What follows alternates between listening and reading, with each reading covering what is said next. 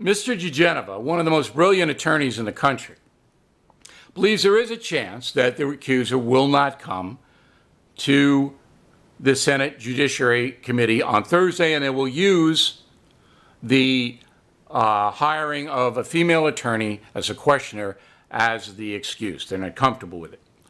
If they do that, the Democratic Party, the accuser, and her lawyers will then throw it into the FBI and say, well, the FBI should get to the bottom of this. Joe DiGenova says, listen, there's no establishment of any wrongdoing at all.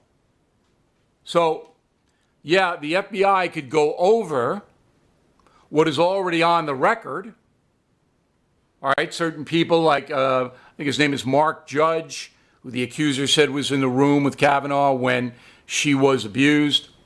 Well, Judge has issued a statement under oath saying it didn't happen. He wasn't there. He had nothing to do with it, never even heard of it. So he's not going to change the story to the FBI. The FBI already has that evidence. It's already been compiled. So DiGenova says it would be total diversion from trying to find out what happened. It's not like some magical FBI person's going to get to the bottom of something that happened 37 years ago, particularly when there's nobody on the record. You know, the interviews have been done. People have said what they've said and submitted what they've said to the Senate Judiciary Committee.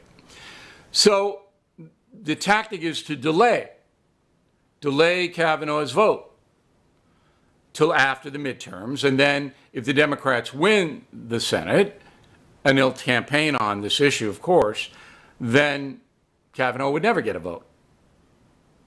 That's what they're trying to do. DiGenova also said if the Republican Party would allow that to happen, they'll lose, because Republicans will be so angry that Kavanaugh got denied his vote that they'll stay home. They're not going to vote for Democrats. They're just not going to show up. So that the Republican Party, it's crunch time. That's why you saw Mitch McConnell, usually a very timid man, state he's putting it up for a vote no matter what next week. And I expect that will happen. I do.